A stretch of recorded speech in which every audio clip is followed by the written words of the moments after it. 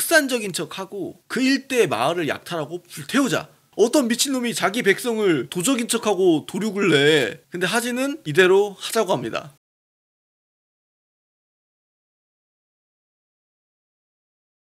지난번 삼국지 배경을 얘기할 때 한나라가 쇠퇴했다고 했는데 어떤 문제 때문에 쇠퇴했는지 한번 이야기를 나눠보려고 합니다. 황제의 힘 중에 하나가 바로 군권입니다.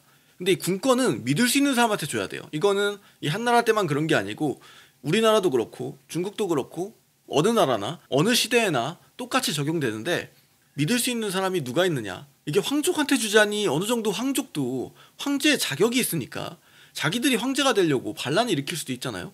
내가 믿을 수 있을 만큼 가깝고 그러면서 황권과는 거리가 먼 그런 사람한테 맡기는데 바로 외척입니다. 그러니까 황제의 그 아내의 친족들이 외척인데, 이 외척은 정치적 기반이 황제와의 관계에서 오기 때문에 그러니까 통제하기가 쉬운 거죠. 하지만 이러다가 외척의 세력이 강해지고 통제를 할 수가 없게 되는 경우가 있는데, 그런 경우에 황제는 자기 측근이고 자신의 수족이고 역시나 황제가 있어야 권력이 나오는 환관 세력을 이용합니다. 이렇게 되니까 환관과 외척이 서로 대립을 하게 돼요. 그런데 이게 황제가 능력이 있고 힘도 있고 카리스마도 있고 하면은 이 양쪽의 대립을 적절히 이용해서 황권을 유지하는데, 그런데 이 당시 황제였던 환제와 영제는 그렇게 할 마음이 없었던 거야. 그런 의지가 없었던 거지. 그러니까 황관은 사실상 황제의 대리인 자격으로 외척과 권력 싸움을 하고, 황제는 그것을 방관하면서 점점 나라는 피폐해집니다. 이 당고해금이라는 사건들을 거치면서 외척 세력이 무너지고 황관이 완벽하게 권력을 장악하는데, 이 황관들 중에 힘있는 황관들, 이 전국을 주도한 황관 약 10명을 일컬어서 바로 십상시라고 부릅니다. 영제는 이제 당시에 황관들과 권력 싸움을 하던 외척 중에 한 명이 자기가 통제하기 쉬울 것 같아서 세운 황제인데, 이 영제가 황제에 오르고 얼마 지나지 않아서 그 외척이 황관들한테 권력 다툼에서 패배하고 죽게 됩니다. 이 영제는 먼 황족이니까 내가 황제가 되긴 힘들 것 같고 돈을 많이 벌어야겠다 이런 생각을 품고 있었는데, 갑자기 황제가 된 거야. 난 돈을 벌고 싶었는데 황제가 됐네? 나라에서 제일 높은 게 황제니까 제일 부자도 황제 아니야. 그래서 자신의 꿈을 이 황제의 자리에서 실현시켜 나가기 시작합니다. 어떤 식으로 하냐? 바로 황제가 벼슬에 정가를 매겨서 팔기 시작합니다. 어디 좀 알짜배기 땅 지방과는 얼마, 좀 한직 지방과는 얼마, 중앙직은 얼마, 이런 식으로 벼슬을 돈 주고 파는 거야. 그럼 어떻게 되겠어? 벼슬 산 사람들은 투자금 회수해야 될 거 아니야. 이 투자금 어떻게 회수해? 백성들한테 회수하겠죠. 그러니까 백성들은 죽어나는 거야. 근데 이 와중에 영제가 보통 벼슬은 임기가 있잖아요. 임기가 끝나야 바꿀 거 아니야. 근데 이렇게 하니까 회전율이 안 나와. 그래서 임기까지 줄이면서 벼슬을 팝니다. 이제 임기가 줄어들었으니까 지방관들은 더 걷어야 될 거 아니야. 이 자기 임기 언제 끝날지 모르니까 또 줄이면 어떡해. 임기 내에 바짝 줘야 될 거 아니야. 그러니까 백성들한테 더 많은 재물을 걷어들이기 시작합니다. 황건적이 안 생길 수가 없어. 이런 영제한테는 아들이 2명이 있었는데, 한 명은 유변, 한 명은 유엽입니다. 이 유변은 하황우라는 사람의 아들이고, 유변은 왕미인의 아들이었는데, 미인이 뭐냐면 진짜 예쁘다 이런 뜻이 아니라, 물론 예뻤겠지 황제 눈에 들었으면. 하지만 이 미인은 후궁한테 주는 품계입니다. 예를 들면 장희빈 할 때 희빈 장씨잖아. 그런 희빈처럼 이건 미인이 품계 이름인 거죠. 이 하황우는 누구냐? 백정인 하진의 여동생인데, 이 하진이 고기 팔고 해서 돈을 많이 벌었어요. 십상시한테 뇌물을 바치고 막 온갖 수를 써서 기어이 자기 동생을 궁에 들여보냅니다. 이 하씨가 영제의 눈에 들어서 황후가 됐고, 덕분에 하진도 대장군이라는 높은 벼슬에 오릅니다. 외척이니까. 그러니까 십상시 덕에 출세하는 사람이죠. 아무래도 십상시 입장에서도 괜히 힘있는 집안에 유명한 사람, 힘있는 사람을 외척으로 들였다가 그 세력 기반으로 힘이 커지면 통제하기 힘들잖아. 그러니까 세력 기반도 없고 정치 같은 거 잘 모를 것 같은 하진을 선택한 게 아닌가. 이 후궁인 왕미인이 아들을 낳은 거야. 그래서 아들을 낳기 전에 죽여야겠다 해서 이제 왕미인이 임신했을 때 독사를 하려다가 실패하고, 결국 왕미인이 아들을 낳았는데 이게 바로 유협입니다. 그래서 하왕우는 자기 아들 자리가 좀 위협이 될까봐 이 왕미인을 기어이 독사를 해버려요. 홀로 남은 유협을 영제의 어머니인 동태우가 맡아서 기릅니다. 하는 와중에 영제가 사망하고 하왕우는 자기 아들 유변을 황제에 올리는데 성공합니다. 이 하왕우, 이제 하태우겠죠? 아들이 황제가 됐으니까. 이 하태우의 아들이 바로 한나라 소재인데 어리다른 이유로 하태우가 섭정을 했고 하태우는 이후에 대립하고 있던 동태우를 바로 독살해버립니다. 어떻게 보면 유협의 정치적인 후견인을 처리한 거죠. 외조카가 황제가 되니까 하진의 힘도 막강해집니다. 이러니까 십상시도 약간 난감해진 거야. 통제하기 쉬울 줄 알았는데 하진이 이제 반환관 세력들, 청류파의 지지까지 받으면서 세력이 갑자기 커졌거든.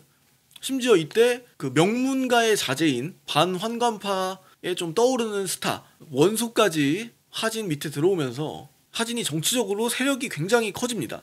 이게 청류파가 뭐냐면 환관들이 전국을 장악하니까 환관들을 비판하면서 정계에 나가지 않거나 환관한테 뇌물을 바치거나 뭐 아첨하지 않던 그런 사대부들을 청류파라고 하고 깨끗하다고 해서, 반면 환관들 밑에서도 중앙정치를 하고 약간 그 밑에서 살아남은 사람들, 그런 사람들을 탁하다 해서 탁류파라고 부릅니다. 하진도 사실은 근데 탁류파거든. 그렇잖아요. 환관한테 아첨해서 올라온 거 아니야. 청류파랑 이 반환관 세력들이 하진이면은 환관과 싸울 수 있겠다. 바로 그냥 붙는 거야. 하진도 정치적 역량이 없는 것 같진 않았던 게 이런 세력을 자기 세력으로 포섭을 했고 자기 편으로 잘 만듭니다. 심지어 이제 영재가 사망한 직후에 십상시 중에 하나인 건석이 중앙군을 이끌고 있었는데 하진을 죽이려고 했다가 십상시들 내부에서도 이건 아닌 것 같아 해서 하진한테 밀고를 하고 건석이 죽는 사건이 있었거든. 하진한테. 그러니까 이게 하진도 생각을 했겠지. 이거 나도 잘하면 잘못될 수도 있겠는데 이거? 사실 여기서부터 하진의 딜레마가 시작된다고 봐도 무방하지 않을까. 왜냐면 자기 권력은 자기 여동생인 하태우로부터 나왔는데 그 하태우는 십상시를 지지해. 그러니까 하진은 하태우랑 대립할 수 없는데 자신의 지지 세력이 어느덧 반환관파로 채워지기 시작한 거죠. 결국 하진은 어느 쪽에 서야 되는지 결정할 수가 없는 딜레마에 빠지게 됩니다.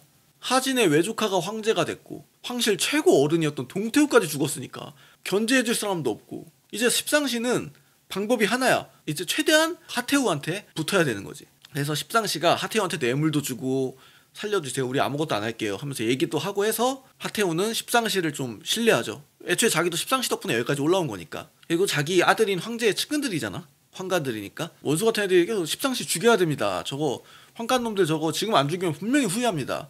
이렇게 말하는데 하진 입장에서는 또 하태우가 자기 동생이 저렇게 얘기하는데 어떻게 죽이겠어. 이 선택지를 놓고 고민하다가 결국은 안 죽이는 걸로 갑니다. 하진이 하태우 때문에 환관들을 처리하지 못하니까 원소가 방법을 하나 냅니다. 명분이 있으면은 아무리 태우래도 십상시를 어떻게 옹호하겠냐. 결국 중요한 건 명분 아닙니까? 명분. 그래서 하진이 어떻게 하자는 건데 하니까 원소가 흑산적을 이용합시다 라고 합니다. 흑산적이 뭐냐면 황건적처럼 이제 도적인데 약간 별명이 있는, 규모가 뭐 100만까지 갔다고 하는 굉장히 큰 도적들입니다. 또 심지어 수도인 낙양 근처에서 활동을 했어요. 그러니까 황실로서는 굉장히 위협이 되겠죠. 이 죽은 영재 때부터 굉장히 문제였는데 이 십상시가 봐도 이게 진압할 각이 안 나오니까 이 흑산적 두목한테 벼슬 주고 조정해서 인정하자 그냥. 그럼 좀 적당히 털어먹겠지. 십상시 주도하에 흑산적 유화책이라는 게 진행이 되고 있었는데 이제 원소가 주장한 건 바로 이 점을 이용해서 흑산적인 척하고 그 일대의 마을을 약탈하고 불태우자. 그렇게 하면 십상시 놈들이 괜히 흑산적한테 벼슬 두고 해서 죄 없는 백성들만 죽어나가지 않았냐. 이러다 쟤들 미쳐가지고 수도까지 낙양까지 쳐들어오면 어떻게 할 거냐. 이 계획을 낸 십상시가 책임을 져야 할 거 아니냐. 이렇게 따지면 태우가 어떻게 십상시를 그때도 옹호하겠냐. 이게 아무리 생각해도 미친 계획이잖아. 어떤 미친놈이 자기 백성을 도적인 척하고 도륙을 내. 말이 안 되잖아. 근데 하진은 이대로 하자고 합니다. 그래서 이때 병주자사로 있던 정원이 흑산적으로 분장을 해서 마을을 털고 불을 지르고 원소랑 하진이 십상시를 탄핵을 할 텐데 좀 하태우를 압박할 필요도 있을 거 아니야? 저 십상시 놈들 때문에 지방 군대까지 여기까지 왔다. 쟤네들이 무슨 짓 할지 모른다. 그러니까 십상시를 쳐내자. 그래야지 쟤네들이 돌아간다. 좀 더 압박할 소재가 필요하니까 지방 군대까지 수도 근처에 이제 포진을 시키고 이런 식으로 압박을 하면은 하태우도 옹호를 못하고 십상시가 결국 날아갈 거다. 이런 계획을 세우고 착착착 진행을 하는데 이때 바로 서쪽에 있는 양주에서 하진의 명령을 받고 병사들과 함께 달려온 게 바로 동탁입니다. 자, 일이 이렇게 되니까 조정은 난리가 난 거야. 아 십상시 저놈들 때문에 이렇게 된 거 아니야, 당장 죽입시다 하는데 하태우는 여기서도 십상시를 두드네요. 하진한테 아 그냥 십상시랑 화해하고 잘 지내, 어? 우리 이렇게 된 거 다 십상시 덕분이잖아, 이렇게 얘기를 하니까 하진이 또 흔들려. 그러니까 원소는 이제 마음이 급해지지. 여기서 하진이 만약 아 그냥 그만하자 해버리면 지금까지 한 게 다 헛수고가 되는 거잖아. 심지어 원소는 이 계획을 짠 장본인인데 이렇게 끝내버리면 십상시가 가만히 두겠어? 만약에 하진이 진짜 십상시랑 화해라도 해봐, 그럼 자기는 붕 뜨는 거 아니야. 원소가 나서서 아 무조건 죽여야 된다 필사적으로 설득을 해요. 이 와중에 또 십상시는 하진한테 미안하다 제발 목숨만 살려달라고 빌고 하니까 야, 하진은 또 선택지에 놓인 거지. 어떻게 할까? 이거를 죽여야 되냐 살려야 되냐. 그러다가 결국 하진은 또 아니오 쪽으로 기울기 시작하는데 이제 원소는 야 이러다간 진짜 큰일 나겠다 싶어서 하태우를 협박하려고 좀 더 압박을 하려고 동탁한테 빨리 수도로 오라고 하고, 이러는 동안에 십상시도 그냥 앉아서 죽을 수는 없잖아. 바로 하진을 죽이기로 합니다. 십상시는 지금 사실상 하진한테 좀 항복선언을 한 것처럼 됐잖아. 살려달라고 빌었으니까. 그러니까 하진도 좀 방심을 했겠지. 이걸 이용하기로 하는데 하진한테 하태우의 서신이 하나 전달이 됩니다. 논의할 게 있으니까 입궁하라는 내용이었는데 하진은 자기 동생이 부른 거니까 궁궐로 들어갑니다. 근데 사실 이게 십상시가 꾸민 가짜 서신이었어요. 하태우의 명령인 것처럼 속여서 하진을 부른 거죠. 하진이 궐로 들어오자마자 십상시는 바로 하진 컷, 하진의 목을 따버립니다. 십상시는 이제 하진 죽었으니까 다 끝났다 생각했겠지. 이제 구심점인 하진이 없어진 거니까. 근데 끝난 게 아니었어. 하진 밑에 있는 사람들 다 모였어?